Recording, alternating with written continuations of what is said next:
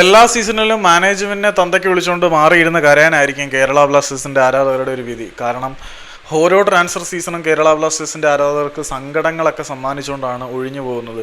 ഇപ്പം പുറത്തേക്ക് വരുന്ന ചില റിപ്പോർട്ടുകൾ അനുസരിച്ച് ബംഗാളി ജേർണലിസ്റ്റും കമന്റേറ്ററും ഒക്കെ ആയിട്ടുള്ള സോഹൻ പോർട്ടർ അവകാശപ്പെടുന്നതനുസരിച്ച് കേരള ബ്ലാസ്റ്റേഴ്സിന് വേണ്ടി അധികം അവസരങ്ങളൊന്നും ഈ സീസണിൽ കിട്ടാതിരുന്നിട്ടും കിട്ടിയ അവസരങ്ങളിൽ വളരെ മികച്ച പ്രകടനം കാഴ്ചവെച്ച് നമ്മളുടെ യങ് സൂപ്പർ സ്റ്റാർ ആയിട്ടുള്ള സൗരവ് മണ്ഡൽ ഈസ്റ്റ് ബംഗാളിലേക്ക് പോകുന്നു എന്നാണ് അറിയാൻ കഴിയുന്നത്. മീൻസ് സോഹൻ പോർട്ടർ അവകാശപ്പെടുന്നത്.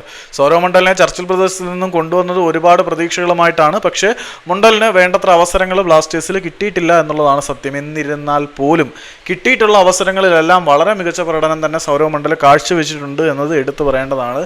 അപ്പം സൗരവ് മണ്ഡലിനെ ഈസ്റ്റ് ബംഗാളിലേക്ക് കൊടുക്കുമ്പോൾ ഈസ്റ്റ് ബംഗാളിൽ നിന്നും ചെന്നൈയിൻ എഫ്.സിക്കൊക്കെ വേണ്ടി പണ്ട് അത്യാവശ്യം നല്ല പ്രകടനം കാഴ്ചവെച്ചിട്ടുള്ള 31 വയസ്സുകാരനായിട്ടുള്ള താരം എഡ്വിൻ സിഡ്നി വാൻസ്പോളിനെ കേരള ബ്ലാസ്റ്റേഴ്സ് ഇങ്ങോട്ട് കൊണ്ടുവരും എന്നാണ് പറയുന്നത്.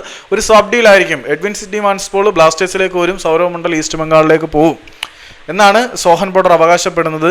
ഇതൊക്കെ സത്യമാണെങ്കിൽ കേരള ബ്ലാസ്റ്റേഴ്സ് വീണ്ടും വീണ്ടും കാണിക്കുന്ന മണ്ടത്തരങ്ങളുടെ ആക്കം കൂടുന്നു എന്നേ പറയാനുള്ളൂ. ഇപ്പം അവർക്ക് അത്ര നിർബന്ധമാണെങ്കിൽ രാഹുൽ കെ പി വില കുറച്ച് പറയുന്നൊന്നുമല്ല. സൗരവ് മണ്ഡൽ ഒരു പ്രോമിസിങ് യങ് ടാലൻ്റ് ആണ്. ആ ഒരു പ്രതിഭയെ വിട്ട് കളഞ്ഞാൽ നമ്മൾ നവറം മഹേസിങ്ങിനൊക്കെ വിട്ട് കൊടുത്തതിനെക്കുറിച്ച് ഓർത്ത് സങ്കടപ്പെടുന്നത് പോലെ നാളെ ഇരുന്ന് കരയേണ്ടി വരും. ഒരുപാട് ബ്ലാസ്റ്റേഴ്സ് താരങ്ങൾ പോയതിൻ്റെ പേരിൽ നമ്മൾ സങ്കടപ്പെടുന്നുണ്ട്. ആ കൂട്ടത്തിലേക്ക് സൗരവ് മണ്ഡലിൻ്റെ പേരും ചേർത്ത് വെക്കരുത് എന്നൊരു പ്രാർത്ഥന മാത്രമേ ഇപ്പോൾ ഉള്ളൂ. പിന്നെ എല്ലാം തീരുമാനിക്കുന്നത് മാനേജ്മെൻറ്റാണ്. അവർക്ക് ഇഷ്ടമുള്ളതുപോലെ കാര്യങ്ങൾ നടക്കും.